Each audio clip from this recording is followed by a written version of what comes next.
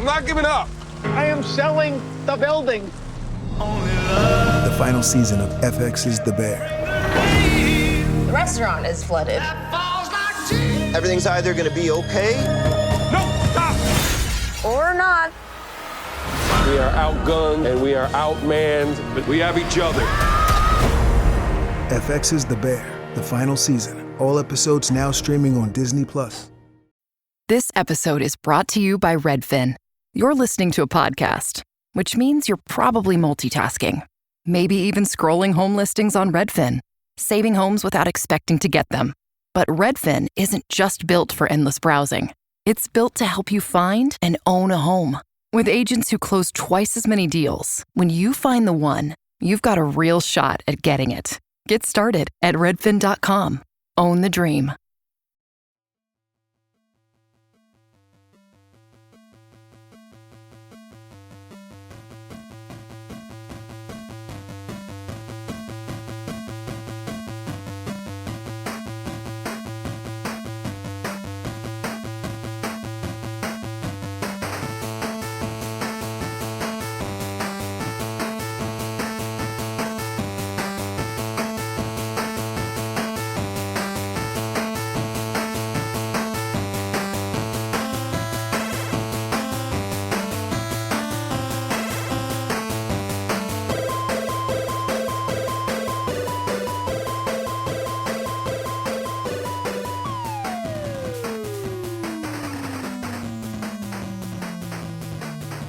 Welcome to Board Gamers Anonymous, the podcast where everyone's welcome to the table. But of course, as always, even when Dave is here, no one knows whose turn it is. This is Chris. And this is Dave. And this is episode 581, Game Master Dave's Convention Report. We'd like to thank all the Patreon backers for helping us bring you a brand new episode. Good morning, friends. We are so glad to here to join you on a wonderful gaming extravaganza. And we are so glad to also bring to the table our good friend, Game Master Dave. Hello. I'm so glad to be here once again. I've been listening to Board Gamers Anonymous with Tim, and I've been thoroughly enjoying it. And I'm glad that you have invited me back again for another episode. We're really happy to have you here, Dave, and we're really happy to talk more about the latest and greatest in tabletop gaming, and especially most recently, you went to a wonderful convention that you and I enjoy a great deal and got to play a tremendous number of great games. That's right. Now, and I got to play a bunch of games, and I was demoing. I was working the convention, demoing War Machine, essentially, for Dex Light. That's by Double Exposure. That was from May 28th to May 31st. So here I was demoing a miniature game, sort of a little bit out of my wheelhouse, although I have played War Machine and other miniature games in the past. Yes. And then, then I, I'm crazy as always. So in every downtime slot that I had for the convention, I booked a game that I would run for everybody. So Chris just told me, asked me 20 minutes ago, so what did you play at Dex Light? And I'm like, well, actually, I think I demoed almost the whole time. So, but that's what I love. I love to stay busy. That's wonderful. Yeah, I mean, conventions is such a wonderful place to play new games and see new things in actual action and get a real good experience from other players as well. I think it's always, I like conventions so very much that you can just walk over at a safe distance and be like, so what was that like? How was that game? And you get a really wonderful full reaction from people. And I don't think you get that really generally anywhere else. Well, the passion of my life, just who I am, as well as thousands of other people across the country, is I just love teaching games. Of course, I love playing games. I mean, why wouldn't I? But I just absolutely love teaching games. And so the thing is I find that I get to meet new people. I get to, people ask about games all the time, or people are interested in learning new games that they've heard about. So that's what I do. I try to put these games up, and then people are like, "Oh, great! I've wanted to play this for the longest time, and so there I am helping them out, demo it. So, so I'm giving them an experience, and through giving them an experience, oh my gosh, epic things happen that I remember for the rest of my life. I have so much fun. So what could be better, Yeah, I think everybody who is a tabletop gamer out there, I mean, obviously in their gameplay itself, but certainly we're all teachers, we're all advocates, Right. and we're such big supporters of the industry. I don't think we just passively consume tabletop gaming. I think we champion it wherever we are. So I've never been to a convention or to a game store that has tabletop gaming and not have somebody be like, hey, can I show you this? Can I teach you that? Would you like to see this? Look what I did with that. Or, Right. would you like to join us at the table and, play this game or something like that? So I think that's also what's wonderful about the community. And I think oftentimes we forget about that because, yeah, I mean, video games are fantastic, but typically you don't have that kind of community experience because everyone's playing in separate spaces. Right. Now, one of the things that's happened over the last couple years is because I have taught so many games to either my friend group and or at libraries, regular guests at the library events that I do. That uh, first of all, I get cursed at because people are like, "You taught me such a game, so I had to go out and buy it," So, and then the second thing that people, it doesn't happen often, but there's a rare occasion when actually I sit down and play a game, and one of these persons that I've taught 25 games to, they say they get to teach me a game, and they go, "I can't believe I'm teaching Game Master Dave a game," That's So great. it's an interesting experience. Yeah, it's really nice, and again, like I guess the student becomes the teacher, Dave. Well, there you go. Well, I do have along that same line actually. I didn't mention it to you, so I'm surprising you with this, but I think it fits in here perfectly well. So I'm Mm-hmm. at Dexlight. I'm teaching War Machine. I just taught Mm-hmm. a player War Machine, and this player after the event goes, "Thank you so much for teaching this to me. This is a great game." Now, let me ask you a question. About 15 years ago, did you teach a game about the Waterloo campaign? I think it was with wooden blocks, and I go, yes, I have. I've taught Napoleon, the wooden block game by Columbia Games, and this is my second favorite game of all time in my library. And I said I have taught it here at Dex Light before, and Mm-hmm. probably about 15 years ago. Sure. And they said you taught me that game. I loved it so much Mm-hmm. that I turned around and bought it, and then I taught all my friends group how to play it. Oh, wonderful. I mean, what better compliment could any game master get? I mean, Mm-hmm. it's freaking fantastic that I facilitated the growth of and appreciation of games, just like we do here through Board Gamers Anonymous. Absolutely. Yeah, and we want to be the biggest advocates to get more games to table and then help teach you, direct you, prepare you so that you can go bring those wonderful experiences out to other places because it's such a warm, collaborative, wondrous experience. And then, like you said, Dave, like other people can be the game master at their table. And what a wonderful experience to be a game teacher, to teach and to promote games and this kind of wonderful experience.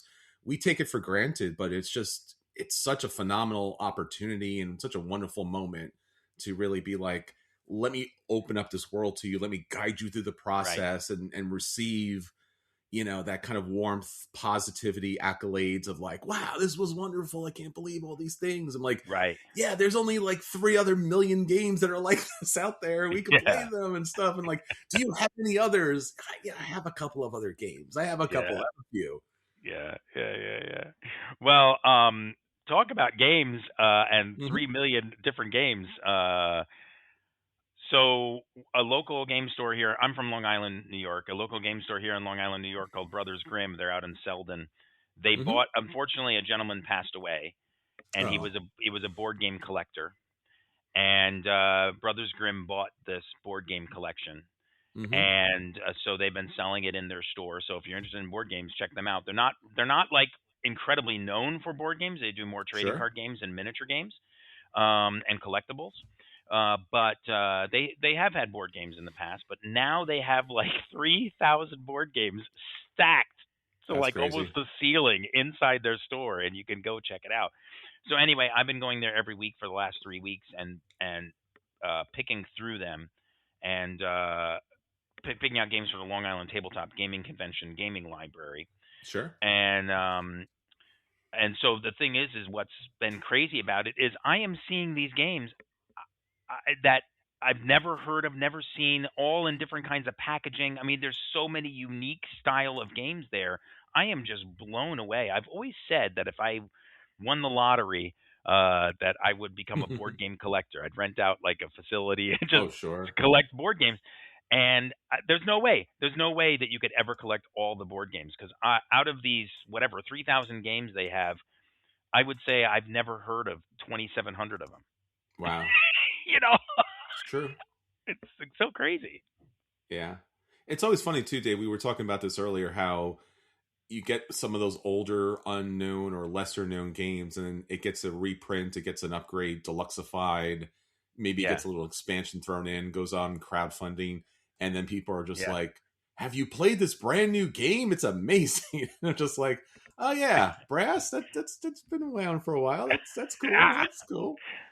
Yeah, we're going to talk about one of those games a little bit later too. Yeah, So. No, that's great. It's a very good experience, and I'm glad everyone's having fun with that. And I'm glad that we will always roll out one for our homies who've passed on, who get to play games upstairs. But it's good to get an opportunity to find those hidden gems amongst those collections. So definitely check that out. And any other fun things you've been doing, Dave?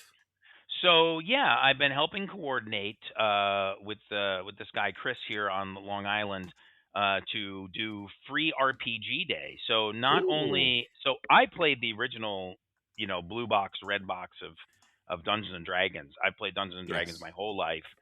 We teach Dungeons and Dragons at libraries occasionally, and so me and my wife, and I taught my wife how to play Dungeons and Dragons, and she's really enjoyed it. Now I taught her. Now she's the teacher. She teaches a group of new players.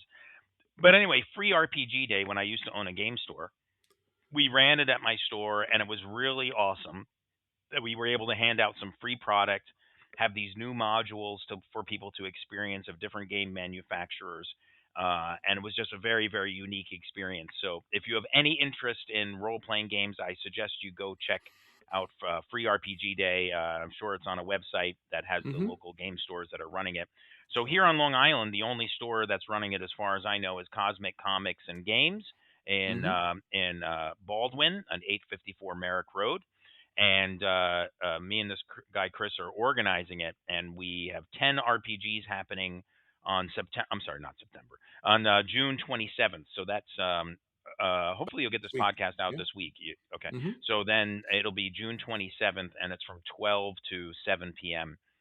And we just posted it on my social media, GameMasterGames.com, and on my Facebook page. And we've already sold out some of the games for players, which is fantastic. And it's going to be a great event for role-playing gamers. So I'm really hoping that you guys can come to that. And then a completely side note to that is I just got an opportunity to go see Rush in concert for their 50th anniversary tour. So I'm very excited about that too. Very cool.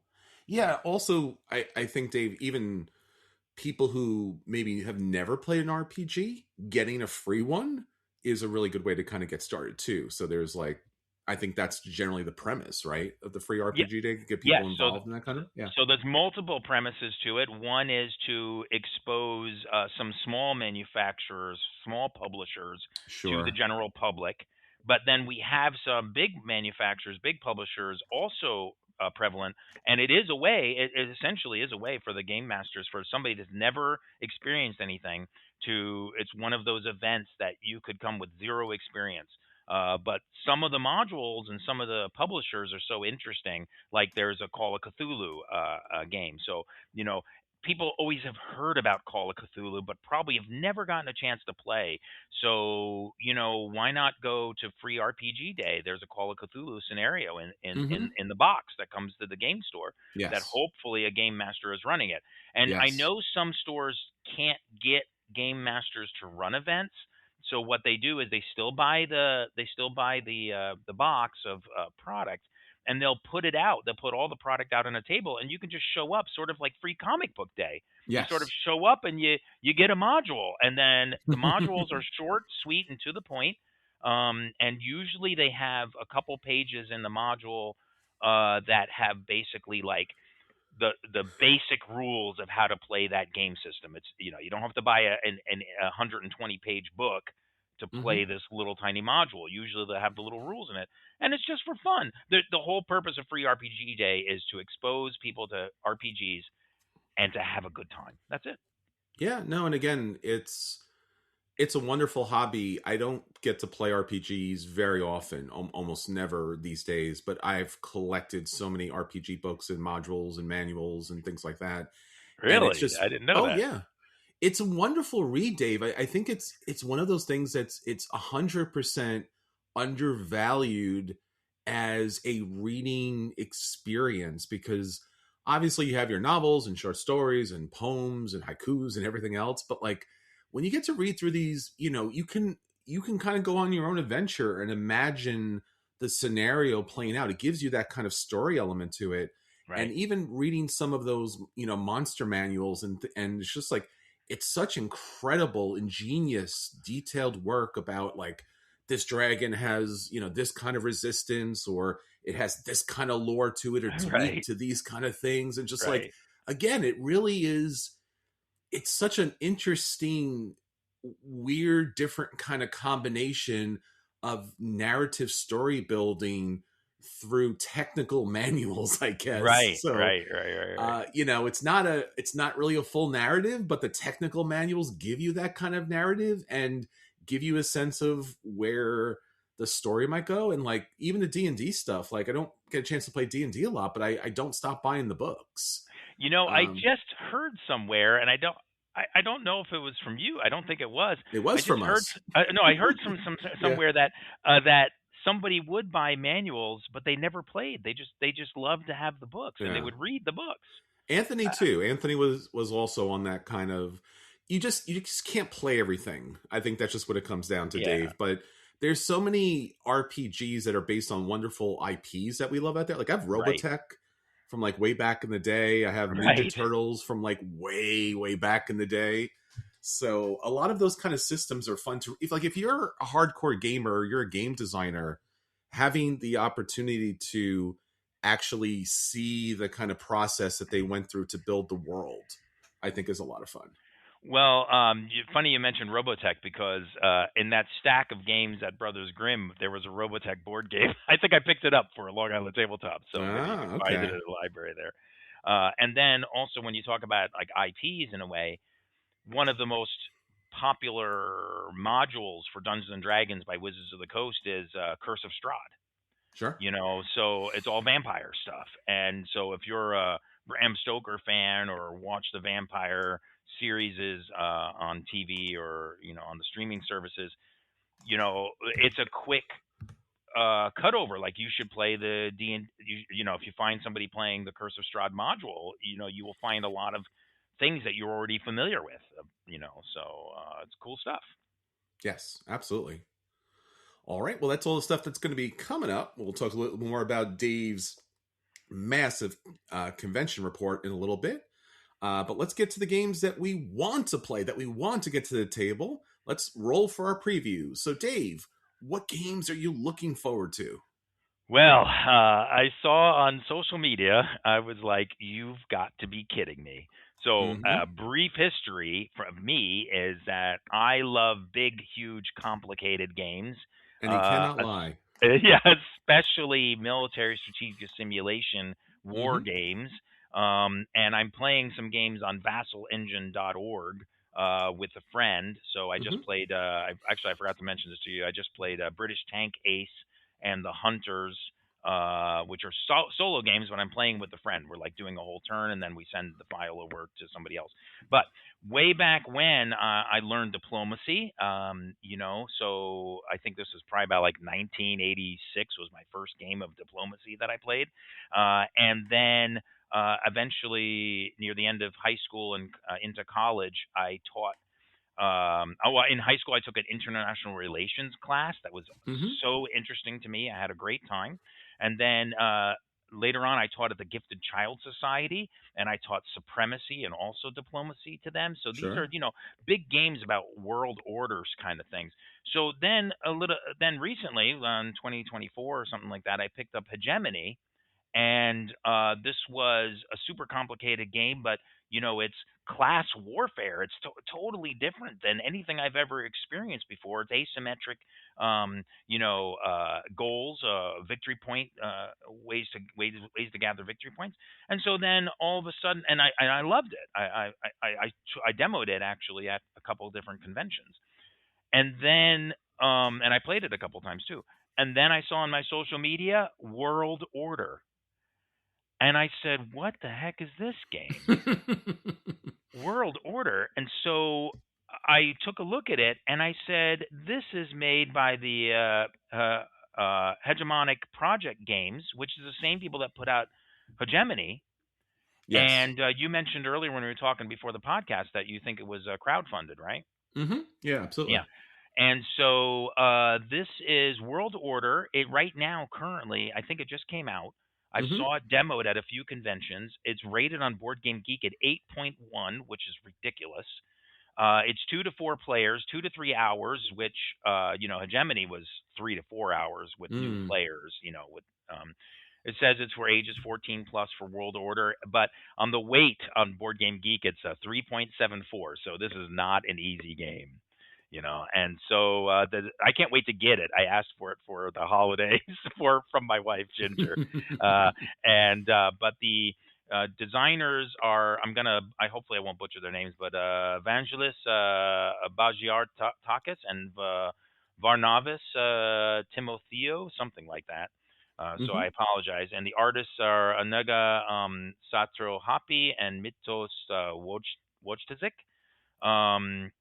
And it's again, I already mentioned it's published by Hegemonic, or I don't know how you pronounce that either. Sometimes Project Games, Yes. and it's basically 2010, set in 2010, and it's the U.S. Power is waning in the world, and other world powers are stepping up, and it's basically a modern international relations game. And I am so psyched to play this, Chris. I can't wait to get my hands on a copy of it and start learning it and demoing it. No, it's I was really excited about this because Hegemony is a game I love as well, Dave. And you and I have been talking about this for ever at this point. We still have not played together. Yes, but, that's right. But we need to play together because it's a great game. It was my number one game. I was trying to think. It was a year or so ago. Yeah. And it's just so the New World Order coming out was just a fantastic idea. It's obviously, like you mentioned, Dave, like a little more simple, a little more streamlined, a little more focused, so it's not as heavy of a lift, right? And obviously different dynamics. It's not a copy of Hegemony in a lighter form. It's its own game. So right. And I really love the attention to detail of the global political state and how these things are operating. And again, these things are in a vacuum. It's a game. It's not. I think it's important also to say, Dave, like obviously they're dealing with geopolitical conflicts and global possible war and stuff like that, but there's no political agenda in either of those games. There are very kind of like they are of our times, but they are not also like, how would you say, promoting or fighting or functioning against any other kind of dynamic, right? There's no specific nationalism or political party kind of at play here.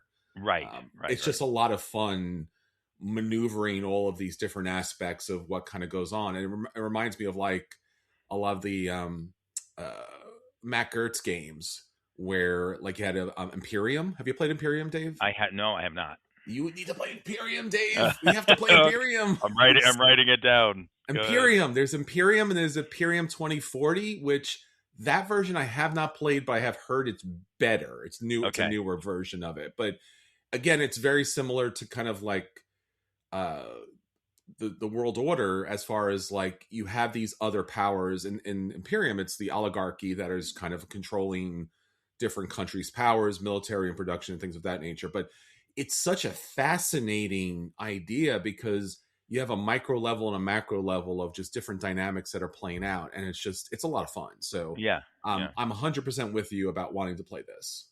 So one of the games I mentioned, Supremacy. Supremacy was Hmm. sort of set in the future, where some deals had been made about nuclear weapons. So everybody had destroyed their nuclear weapon stockpiles. But Hmm. the one thing that Supremacy came out, I forget what year it is. It's got to be in the 80s, and so they had already set up that, which sounds like World Order is sort of taking a little bit from this, is Yes. the African nations have united into, like, basically the United States of Africa, and the European Union has been created. This was way before the European Union actually happened, and then Australia had taken over, basically created a government, I think, that included Indonesia and a few of the other territories. So they set, and also South America nations had united. So Hmm. it was six world powers, of all these united continents, and you started the game there, and made decisions in Supremacy whether or not you got nuclear weapons or not. So I'm sure in World Order, nuclear weapons must be a thing as well. Hmm. That they're going to be there's going to be some game mechanics regarding that. I was surprised they said it in the year 2010. You Hmm. would think that they would set it in the year 2030 maybe, but Hmm. so I'm super stoked. I can't wait to play it. Yeah, it's still somewhat in an alternate universe, but yes, Yeah. Right. I think they want to keep to what's approachable for people, what they know, give or take. Right. So yeah, Right. no, fun. Well, Dave, I got So a game for you. I'm sorry. Go yeah. ahead. No, go ahead. Well, I have a game for you, Dave, because again, we talking about geopolitics and stuff of that nature. I didn't mention this to you earlier, Dave, but it's a game on Kickstarter, and Okay. it's called The Terror. Can you Okay. survive the French Revolution? Oh, interesting. Question mark, because you have to see if you can survive it. A ruthless 20 It's a ruthless 20-minute take that board game, authentic 18th century paintings and hand-drawn illustrations, draft allies and guillotine rivals. So Okay. it's kind of like what's going on now, Dave. It's A kind of little a bit. thing. Yep. Yep. So this is based on the Terror Paris of 1793. Obviously, we're dealing with the French Revolution at the time, and there are all these different factions who are vying for power. And typically, when you deal with a lot of these games and systems, it looks like broadly like, oh, these are just political parties and they come into play, or factions and they kind of battle each other. But really, what it does come down is to alliances and meeting particular goals and betrayals and hiding, your potential goals so that you can kind of achieve them, while at the same time forging alliances. So very much, Dave, like we were talking about with, the whole thing for hegemony and Right. diplomacy and supremacy and things of that nature. Obviously, what drew my attention to this is one of my favorite games of all time, Dave, is Dominaire. I don't know if you've Oh, ever okay. played that. No. Dominaire is an amazing game from, I believe it's from AEG. It's in the Tempest universe. It's this kind of quasi French Revolution Victorian kind of world, and it had a whole series of games in this kind of city state. And Dominaire it's also, you probably best known for Love Letter, Dave. Oh, Love okay. Letter was Yes, in I that know Love Letter. universe. Yeah, so when you play Dominaire, you basically are trying to control, uh, I guess, areas of power, whether it's the church or the government or just the merchants and things of that nature. So there's an area control element to it.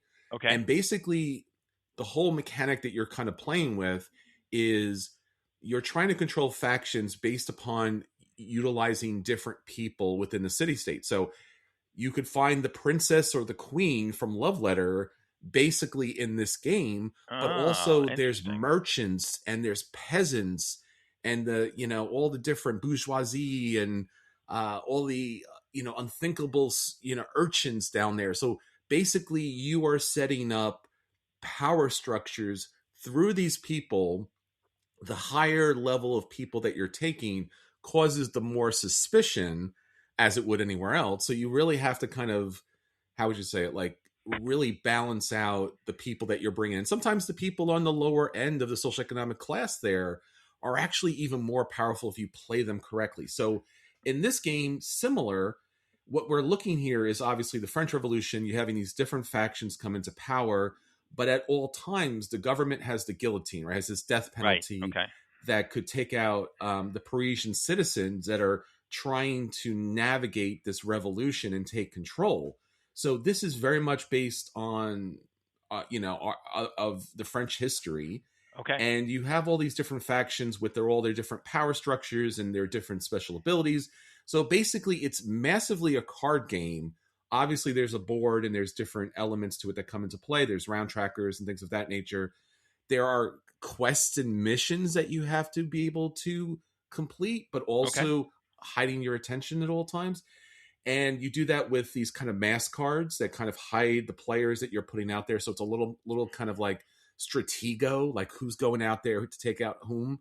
Interesting. And All right. obviously, the more suspicion that other players put on you, or more players that characters you put out there, could end up those characters could end up in the guillotine. So there's a lot of ways to kind of protect some of your agents with these rosettes that come into play. But again, it's a realistic historical kind of epic that you get to play with, utilizing all of these very famous and powerful people from all these different factions and how they were actually managed to reach positions of power. But obviously, it has its own kind of alternate universe because different factions could win, of course. So Well, I just looked it up on Board Game Geek and took yeah, a look at the pictures, and the art looks amazing, it really is. and look, especially on the cards, and it has a weight of 3.48, so it's right in my Mhm. wheelhouse. Yeah, well, we'll have to play this. And what was the other one you said? Imperium. That Yeah, sounds great. Dominaire No, for I'm sure. saying we'll Oh, have to play Imperium too. Dominaire and Imperium. Yeah. Yeah, and the game it's currently on Kickstarter. It's relatively inexpensive, about $47 if you want to check it out.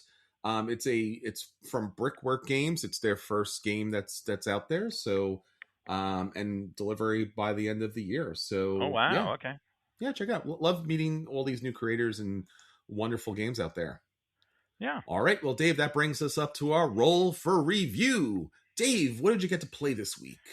So I would like to talk about something. I got to demo Mm-hmm. a game. It's not played, but I get the demoed a game at also at Cosmic Comics and Games through the Envoy program. I demoed Diplomacy: The Golden Blade, and I wanted to bring this up just because I also mentioned that World Order I am excited to play in the future because it sort of reminds me of the diplomatic kind of style of negotiation, just like Diplomacy. And I Mm-hmm. also played the original Diplomacy many times. So I got to demo the Diplomacy, the Golden Blade game, which is a new game out by Renegade Game Studios, Mm-hmm. and it takes all of the elements of the old board game, but one of the main, and it's this that they turned it into a card game now. Mm-hmm. So, and the main difference is that there's no player elimination in the current in the card game, in the Golden Blade game. So the old game, the board game, there was player elimination, and basically you would lose friends quite easily. In this one, and seeing it played and learning about it, I saw that it's again a bit about intrigue, and you Mm-hmm. choose. You basically have powers that could be either in naval, political, or army power levels, and you are essentially using a card to take an action against your opponent to the left, and using a card that you have and taking an action against your opponent to the right. And then, of course, they're choosing cards, and then you resolve what happens with the cards. So Mm-hmm. there are attack cards, there are defense cards, there are sort of like negotiation and alliance cards in a way, and I found it very interesting, and I'm excited to continue to demo it at future conventions. Again, you mentioned earlier at the beginning of the podcast about these companies taking old games and bringing them back, and Mm-hmm. this is a prime example of that. This is a game by Roscoe Schock, Mm-hmm. and also Avalon Hill is also listed on the front cover as well. So it's I loved it. I thought it was a fantastic reimagination of the old Diplomacy board game. So. Love it, Dave. That's awesome. Yeah. And then I also got a chance to play a very old classic by Reiner Knizia, Ingenious. Mm-hmm. So this is one of my wife's favorite games of all time. It's an abstract tile placing game, Mm-hmm. and it's a very short game, only 30 to 40 minutes. Weight is only 1.9. It's for ages 8 plus. I see here on Board Game Geek, which is interesting to me because the first time I played Ingenious, and then I introduced it to my wife, was at a DexCon, also run by the same double exposure people that I'll talk about the more recent convention I went to. And I literally played, I was probably about 35 at the time, 35, 40 at the time. And an 8-year-old taught us how to play the game. And we played with his father, who was also about my age, and then her grandfather, who was probably in his 70s or so. And the 8-year-old wiped the floor with us. She completely destroyed us. So it's a game that's really good for all ages. Sure. And basically, it has a unique scoring system. So you're placing a tile, and depending on how you place a tile, you're scoring points down each axis of the tile. It's a tile matching game, so you're looking to line up your yellows with your yellows and your purples with your purples. And then on your scoring board, if you place a tile and you get 2 yellow points and 3 blue, you would move your scoring board pegs up 2 yellow and 3 blue. The game ends when you can't place any more tiles on the board. Now, here's the trick to the game. Your score is not how much you've scored, but which one of those scoring colored pegs you moved up the least. So if you moved everything up to 10, 12, 15 on your scoring board, but your green is at 2, your ending score of the game is 2. Mm-hmm. So you have to try to move up each row of pegs. I find it very unique. If you've never played Ingenious, which is from way back in 2004, and it's rated 7.1 on Board Game Geek, I highly suggest you check it out. So.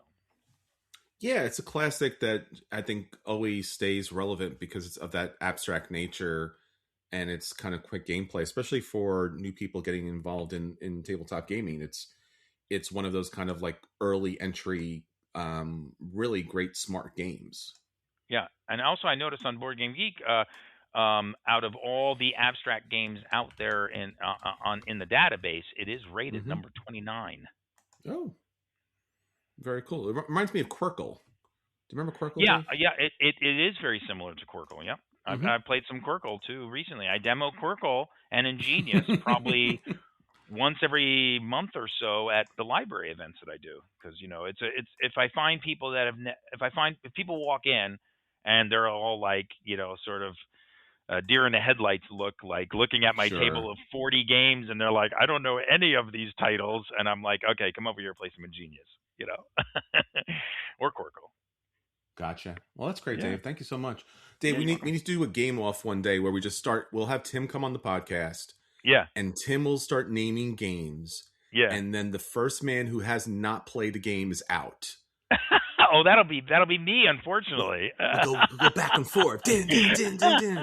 That might be good. Yeah. We'll let Tim judge it, and we'll make him run through the games, and we'll see how far we can go, Dave. Okay. You played that. I played that.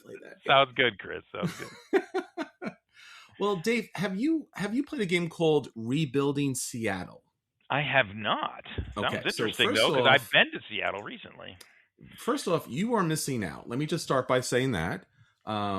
Really disappointed in you, Dave. I think just get that out of the way. I would have lost this. You would have lost the first round, Dave. That would have been sad and disappointing. And then also, you would not have been able to travel to Seattle any longer. I don't know if you know that. They will ban me. You would be banned from Seattle. Like they'll hold the game up, and Dave will be like, "I don't know what that is," and be like, "Get back on the plane. You're going out of here."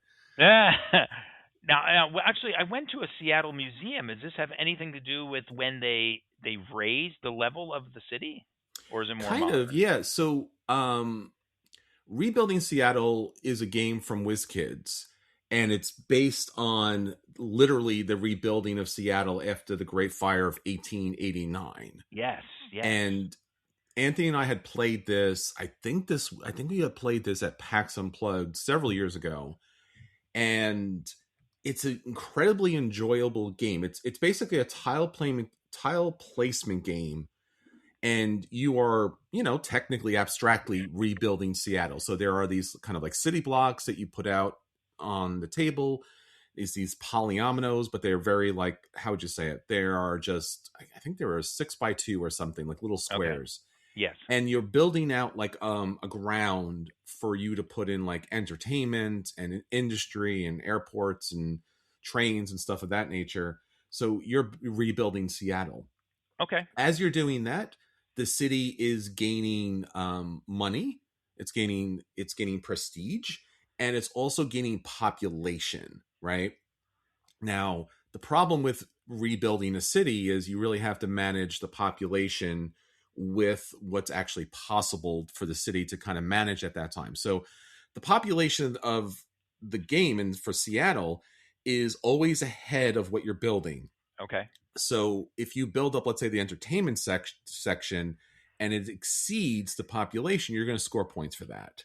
Okay. And it also gives you an opportunity to pick one of 3 laws that are based on where, what kind of city section in Seattle you're in. So everyone has a little bit of an asymmetrical kind of game power that is a little game breaking, not crazy. It'll give you money, it'll give you population or something or another. Right. And then there are these landmarks and events. The landmarks are really interesting because you are rebuilding Seattle. So there's these polyominoes that are all different shapes, and they represent the different major, Seattle buildings like the Space Needle. And you get 2 of them, I believe, or you get a couple cards to begin with, and then you end up with 2. And there's a way to get one more, but that's a whole nother story. Okay. And then you try to place them into your city. You don't have to win. But if you do, you get a significant bonus, and almost always you have to place at least 1 to win. 2 is ideal. So you're doing this, and as you're doing all this building up, there are events. There are event cards. So it kind of reminds me a little bit of like San Juan. I don't know if you played San Juan, Dave. Okay. Yeah. But like you pick certain events, and when you pick these events, it triggers for everybody. And everyone scores a particular section based upon what those events happen to be. So like one, again, might be the entertainment sector scores. If you're the one to pick the event, you gain an additional bonus on top of which, but primarily that's the game. You're going to be rebuilding Seattle and building up, all these different landmarks and triggering the events when it's, advantageous for you and disadvantage for your opponents. And it's a really fun, fantastic game. It's a buy from me. It was a buy from Anthony. We love the game. As our audience knows, I'm not a big polyomino fan, but this is a game I love. Like I absolutely love this game. It's very easy to play as far as introducing new players into it. Has a spatial element, has an economic element. It's great. Recently, they released Rebuilding Chicago. Oh, so Chicago also had a great fire in 1871. Okay. And it has the same core mechanics. Again, tile placement, economic engine, laws, events, landmarks, things of that nature. And again, you're doing similar things, right? So you're updating neighborhoods with suburban systems, but the tiles now for the original ground laying are they're not the static kind of rectangles. They're actually more polyomino based. And your initial ground in which you set into is also a unique shape that you can build out from all different directions. So the game offers a lot more variety as far as building up those particular areas, as well as, upgraded artwork and new components, and actually a tray that organizes all the polyominoes, Dave, which the original game did not have. Okay, so that's an upgrade. Oh my God, Dave, it's such a nightmare.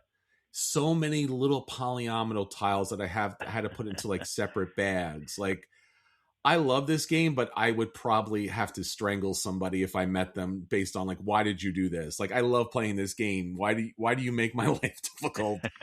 Because again, you have to be somewhat reasonable to kind of play. So again, I guess the insert was beyond helpful. So thank goodness for that kind of thing. So again, there's more flexibility. There's more differences. Chicago offers a solo opponent that you can play with. And the game is, again, mostly polyominoes. It's a great puzzle. It's mechanically very solid. Certainly has a good solo mode on top of everything. But primarily the game comes down to trying to manage these new tiles that come into play. And unlike the original game with Seattle, that you were picking cards from a market, you were purchasing these cards, and basically, Dave, they were giving you a benefit and a Okay. tile.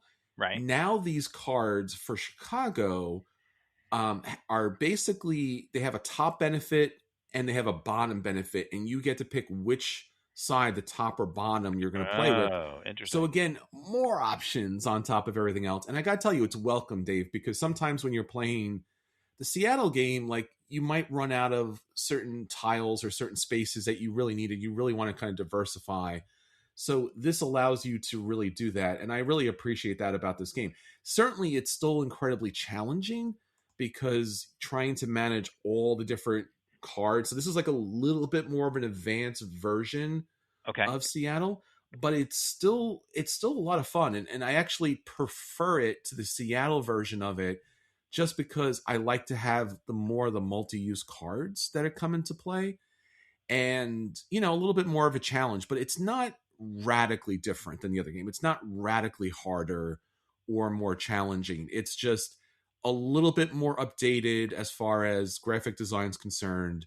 It's a little more updated as far as the choices are concerned, but it's relatively still the same game. So I certainly intend in purchasing this game just because I love it so much, and I could definitely bring it both to game nights. If you're not in love with it and you've played it, you're probably like, I don't need the Chicago one. And I would Right. agree. Right. But if you do love this game from playing the Seattle version, but wanted a little bit more as far as options and flexibility and also complexity without having like a serious challenge, like, you could play this game without any kind of super challenges. Again, it offers some, like, there's this thing called on the world stage where there's like, you have to reach certain goals, Dave, and if you don't, you're going to get negative points, but the negative points don't kill you, but they definitely hurt. Okay. So yeah, both of these are very good. Both of these games are a buy. I highly recommend Rebuilding Chicago. I enjoy both these games, and the fact that it comes with an insert, it's just, Right. it's like, yay, you did a thing. I appreciate that. So, yeah, I guess Rebuilding Chicago would certainly be a game that I would bring to a little bit more hardcore gamers. And since the setup and breakdown's easier because the insert, I think I would carry it a lot more. But both games are very good, and I think both games are worth owning. And I hope and I recommend that they actually continue with this building system, because it also reminds me. I don't know, Dave, have you played Lisboa? No. Okay, so that's from Vitala Cerda. It's a Okay. very heavy game. It's about rebuilding Lisbon Okay. after they had an earthquake, a fire, and a flood. So So they a had, like, similar yeah. style, similar So the idea of, again, theme. rebuilding cities is just a tremendous kind of fun thing for me. So Now I see it does have a solitaire element yeah, too, but it's not cooperative, right? I mean, no, you are in charge of a district or something. yes, you have your own district, which it has its own special abilities. I mean, special abilities. I mean, it has its own laws that you can kind of put into play, and it has a Okay. little bit of a different start to it as far as what they come with. So there's a lot of replay opportunity with it as well if you play with the different districts. Okay. That's Yeah, great. Sounds cool. interesting.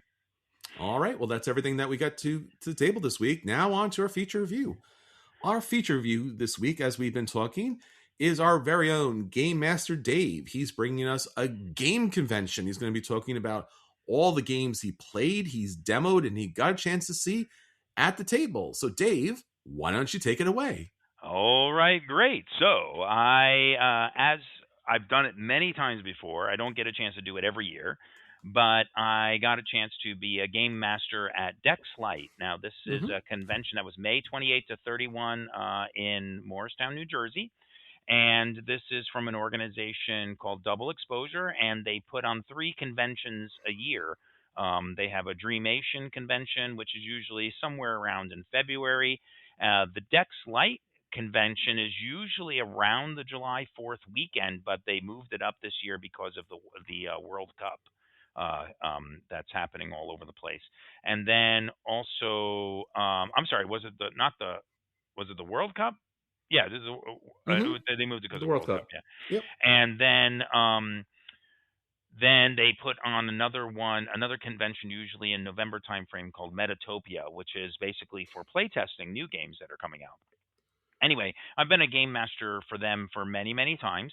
And this year they asked me to do something a little bit different, which is to help demo War Machine, which is a skirmish level, squad level miniature game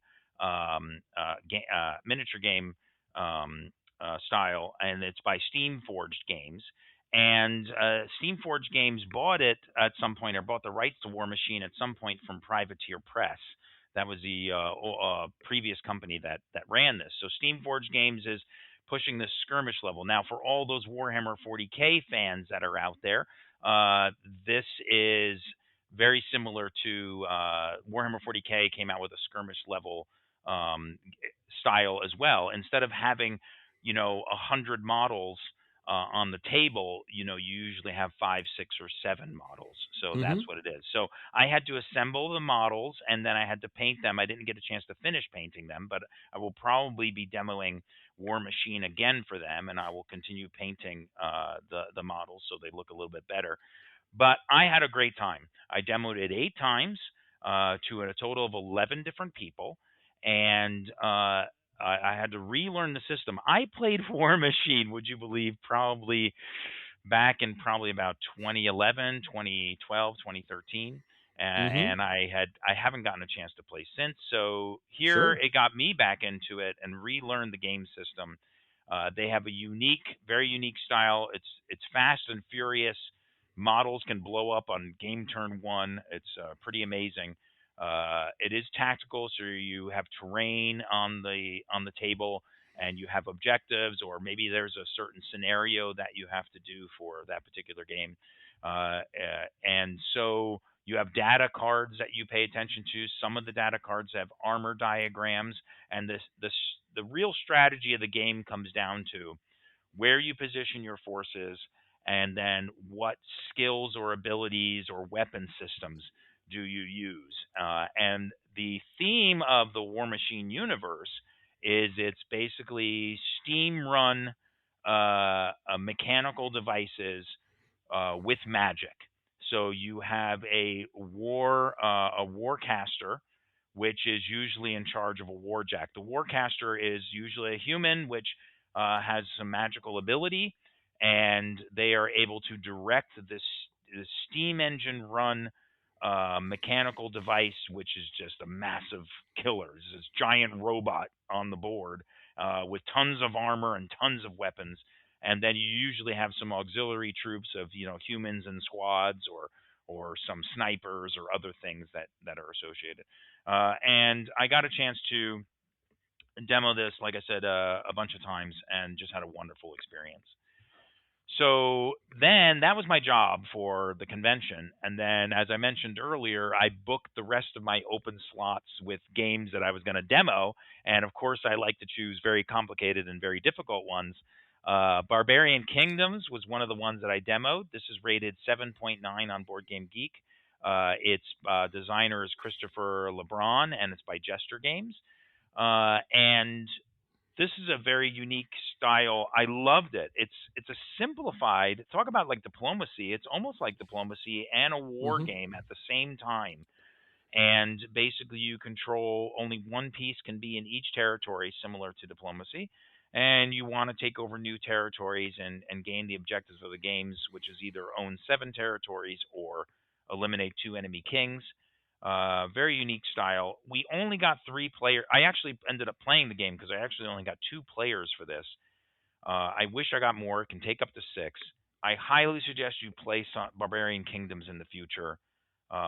It's basically a light diplomacy war game, but the amount of agency you have during the game is very complex and a lot of negotiations. I enjoyed it a lot. That's wonderful. Um, then another game I demoed was Raw. So that's rated 7.7 on Board Game Geek. This is, I think it was a remake. I got the deluxe version from those last holidays from my wife. It's by 25th Century Games, and it's a Reiner Knizia game, which it's great. It's a bidding game set in the Egyptian universe, and I had a bunch of people there. There was one guy there that had played like 10 years previously, and then everybody else was new to the game, but they grasped the concept really quickly, and we had a great time. And then I have a little history with Ra, because when I opened my game store in 2008, probably about my fifth game customer that walked into the store said, "Hey, do you do special orders?" And I said, "Of course I do, because of course I want to build up the business and support the community, and of course I do special orders." And he goes, "I want to get this game Raw." And at the time, it was sold out nationwide, and I didn't know. And I was like, "I'll call you as soon as I get it in." And then I was so excited. And then I talked to all my distributors. I checked on eBay. I checked all over the place, and nobody. Well, I think it might have been selling on eBay, but for like $300 because it was out of print. And I was like, "Oh man!" So I had to call that customer, and they were very disappointed. But it is what it is. And then we played, and then I also demoed War of the Ring card game. And I know, Chris, you have said you have played this. Is that I correct? have. Yeah. It's one of my favorite games of all time, Dave. And I'm a big Lord of the Rings fan, and I know that plays part of it. But I always wanted to play a team game versus other teams. And I played Tichu and obviously a lot of other very basic card games like way back in the day. And this really scratched that itch of tactical, strategic, card play, but at the same time you have a partner and you're trying to mentally trying to pick up clues of where they're going to go and what they're going to do. And you're playing against two opponents and not one. And it's the dynamics behind all of it's great. And the game is so solid. I mean, Ian Brody, who I had the pleasure of meeting, him and his wife, they spent 7 years developing this game, Dave. I'm not surprised, because it is very solid. Yeah. And you and we played a lot of games similar to this. Yes. And I for my own self, Dave, I played so many IP games like this. And I said this to Ian. I've said this on the podcast, so I also said to him in person, you could have just made an average game where it's just look, it's the things and you're fine. Right. And but the gameplay, the card play element here is so intelligent. I was always really taken back by that. Well, this was done by Ares Games, and I demoed this at the Dexlight 2024. And so Ares Games was very generous and gave me a free copy since I demoed the game for them at that convention. And I had learned it for my first time and played it for my first time. I only got 3 players for each demo that I did, so I ended up playing in each game, which was really a fantastic experience. And so this time I just taught it to 4 new people that had never played before. And so one of the interesting mechanics of the game is that in order to play a card, you have to take a card out of the game. You have to discard it completely out of the game. I mean, what? So what game out there is there that in order to put a card into play, you have to get rid of a card? I know that there's a few games that are probably similar, but so you have to sacrifice. You essentially have to sacrifice something. I guess sort of like Yu-Gi-Oh, right? You got to sacrifice stuff to bring things into play. And so which card do you sacrifice? Is it important for you to sacrifice that card right now in order to get this card in play? And then the whole concept of the game is that you're fighting over 2 battlefields every round. You play 9 rounds, and one battlefield is the path card, which is very similar to the path of getting the ring from the Shire to Mount Doom. So in path 1, you're in the Shire or you're at Buckleberry Ferry or whatever. And in path 9, you very well could be at the gates of Mordor or at Mount Doom itself. So it's incredibly thematic. Now, the other battlefield is usually a battle that happens sometime during the books, like at Helm's Deep. Could be like Helm's Deep or another location. Saruman's Tower. Mm-hmm. So, but then you're playing cards down. So during our game this year, it was unbelievable. at uh, at uh, at the Inn of the Prancing Pony, which was one of the battlefields, a hill troll was there. So it's like, so you don't follow canon, of course, right? But it just becomes really very interesting. And so one of my players was very funny. She was very witty. And she's like, a hill troll and two hobbits walk into a bar, it's like starting a joke like that. And so, and then another event was at Mount Doom. And who was there? It was Frodo. Somebody had played the Frodo card on Mount Doom, and the Shadow player had played Sauron at Mount Doom. So it was Frodo and Sauron fighting at Mount Doom. I was like, this Fantastic. is so thematic. You don't get this in a lot of games, So it was a great experience. Yeah. And I So think that's why it's I mean, even though I love War of the Ring, the board game, Dave, yeah, and again, there's almost no touching it, but the card game is as close as anything ever has been in my experience. yeah, And I mean, obviously you can get the card game to the table a lot more, and it's just right, it's so visceral considering that you're just playing cards. It's not yeah, really, yeah. there's no figures, there's no board, there's no giant towers of doom and stuff like that. So But the it artwork in the scratches all cards the is itches. great, Yeah. and each card, the things you can do with the card is great, and it's a simple enough mechanic, but the strategy behind it is very difficult. Very much so. And then finally, the last game I got to demo twice was, amazingly enough, Lord of the Rings: Fate of the Fellowship. It's like the Yeah. hottest game out there. So I had full tables for both of my demos. It's right now currently 8.3 on BoardGameGeek.com. I believe it just won some awards too, right? I think it did. And it's a Matt Leacock reskin of Pandemic.